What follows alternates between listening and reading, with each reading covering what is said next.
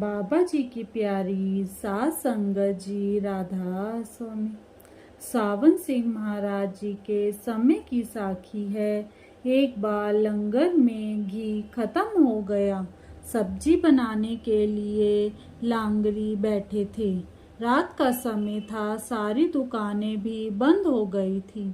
घी का इंतजाम कहीं से भी नहीं हुआ, तो जत्थेदार को बाबा जी के पास जाना पड़ा। वह बाबा जी को जाकर बोला, लंगर में घी खत्म हो गया है। लांगरी दाल सब्जी बनाने के लिए बैठे हैं। अभी बहुत सी संगत खाना खाने के लिए आ रही है। पहले तो बाबा जी ने कहा, खत्म होने से पहले मंगवाया करो। फिर बोले, अच्छा मैं देखता हूँ।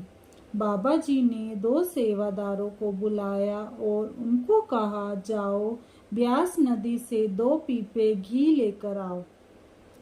वह बोले, ब्यास नदी में घी नहीं पानी होता है। फिर उन्होंने और 2 सेवादारों को बुलाया और बोले, जाओ ब्यास नदी से 2 पीपे घी लेकर आओ। वह दोनों चुप करके घी लेने चल दिए और ब्यास नदी से घी भर कर लाए। बाबा जी बोले, तुम दोनों ने मुझे क्यों नहीं कहा कि ब्यास नदी में पानी मिलता है, घी नहीं? तो तुमको मुझ पर भरोसा कैसे आया? बाबा जी, आपने ही तो सिखाया है कब क्या कैसे, किंतु परंतु यह शब्द सेवक के लिए नहीं है। मेरे विश्वास ने मुझे कहा कि नदी में घी जरूर मिलेगा। मेरा गुरु पूरा है, मेरे गुरु समर्थ हैं, मेरा गुरु सच्चा है। गुरु जी ने यह सुना और उनको गले लगा लिया और बोले, सुबह यह 2 पीपे ब्यास नदी को वापस कर देना, ताकि फिर कभी ज़रूरत पड़े तो वह हमें मना ना करें। वह दोनों सेवादार बाबा जी का शुक्र करने लगे। बाबा जी महाराज ने एक दिन सुबह सत्संग में कहानी सुनाई जो बड़े महाराज जी सुनाया करते थे। वे संतोष के बारे में बात कर रहे थे। उन्होंने कहा कि संतोष मन की ही एक अवस्था है और हमें मन को वश में रखना सीखना चाहिए। अगर मन को ढील दे दे तो हमारी इच्छाओं की कोई सीमा ही नहीं रहेगी। महाराज जी ने इस बात को अकबर बादशाह की एक वार्ता का उदाहरण देकर समझाया। अकबर हिंदुस्तान का एक महान मुगल बादशाह हुआ है। एक दिन अकबर जंगल में शिकार खेलने गया और अपने साथियों से बिछड़ गया। उसे बहुत प्यास लगी। वह पानी ढूंढ रहा था कि उसे एक किसान का कुआं मिला और उसने किसान से पानी मांगा।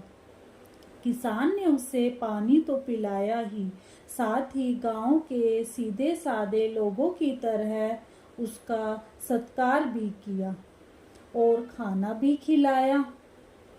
यद्यपि उसे यह मालूम नहीं था कि उसका अतिथि खुद बादशाह है, क्योंकि अभी तक बादशाह ने अपना परिचय नहीं दिया था।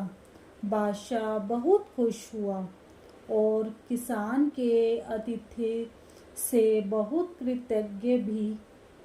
फिर उसने किसान से कहा कि वह बादशाह है, अगर किसान को कभी किसी की चीज की जरूरत पड़े तो वह उसके पास खुशी से आ सकता है।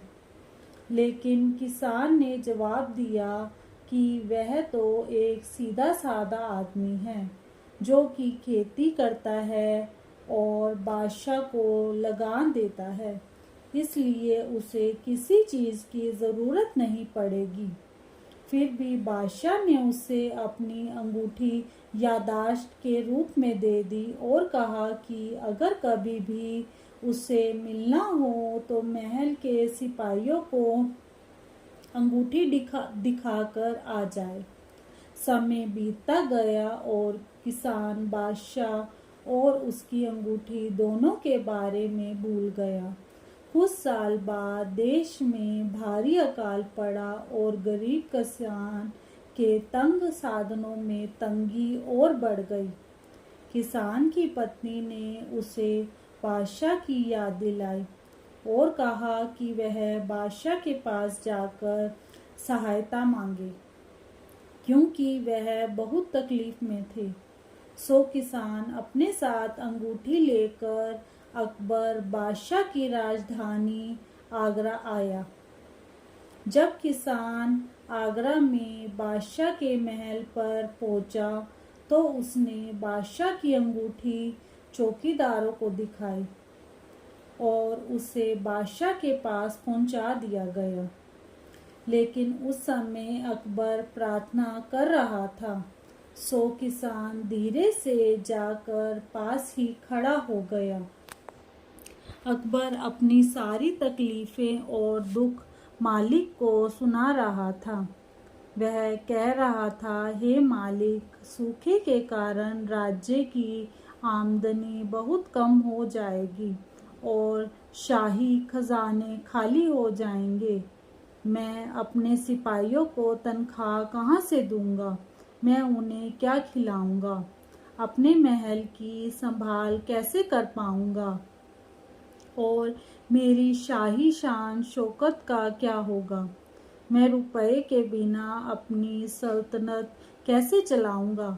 बादशाह बहुत दुखी था और मालिक से प्रार्थना कर रहा था कि उसकी समस्याओं को सुलझाए। किसान यह सब सुनकर बिना बादशाह से मिले ही वापस जाने लगा। परंतु अकबर ने अपनी प्रार्थना खत्म कर ली थी। उसने किसान को देखा और पहचान लिया। अकबर को याद आ गया कि वह किसान का कर्जदार था। उसने किसान को वापस बुलाया। बादशाह ने उससे पूछा कि वह बिना मिले और बिना कुछ मांगे वापस क्यों जा रहा है। किसान ने जवाब दिया, हे बादशाह, मैं अपनी तकलीफ में तुम्हारी मदद मांगने आया था, पर तुम्हारी समस्याओं को सुनकर और जो तुम मालिक से इतनी मांगे कर रहे थे उसे देखकर मैंने अपना विचार बदल दिया। मैं तो समझा था कि तुम सचमुच बादशाह हो और कुछ भी दे सकते हो, पर मैं देख रहा हूँ तुम तो मुझसे भी बड़े भिखारी हो। अगर मुझे कुछ मांगना ही है तो मालिक से ही मांग लूंगा, उसका ही दरवाज़ा खटखटाऊंगा। महाराज जी ने कहा कि आदमी जितना बड़ा होता है उतनी ही बड़ी उसकी समस्याएं होती हैं, इच्छाएं और मांगे भी होती हैं, और उसका असंतोष और दुख भी उतना ही ज़्यादा होता है। महान अकबर एक बहुत असंतुष्ट व्यक्ति था और बेचारा गरीब किसान उससे कहीं सुखी और संतुष्ट था। फकीर बुल्ले शाह से जब किसी ने पूछा कि आप इतनी गरीबी में भी भगवान का शुक्रिया कैसे करते हैं, तो बुल्ले शाह ने कहा, चढ़दे सूरज ढलदे देखे, बुझदे दीवे बलदे देखे, हीरे दा कोई मुल न जाने, खोटे सिक्के चलदे देखे, जिंदा ना जगते कोई, ओवी पुत्र पलदे देखे, उसदी रहमत दे नाल बंदे पानी उत्ते चलदे देखे, लोकी कहंदे दाल नी गलदी, मैं ते पत्थर गलदे देखे, जिन्हां ने कदर ना कीती रब दी, हथ खाली ओ मलदे देखे, कई पैरा तो नंगे फिरदे, सिर ते लभदे छावां, मैनू दाता सब कुछ दिता, क्यों ना शुक्र मनावा। शुक्र दातिया, शुक्र मालिका, राधा स्वामी।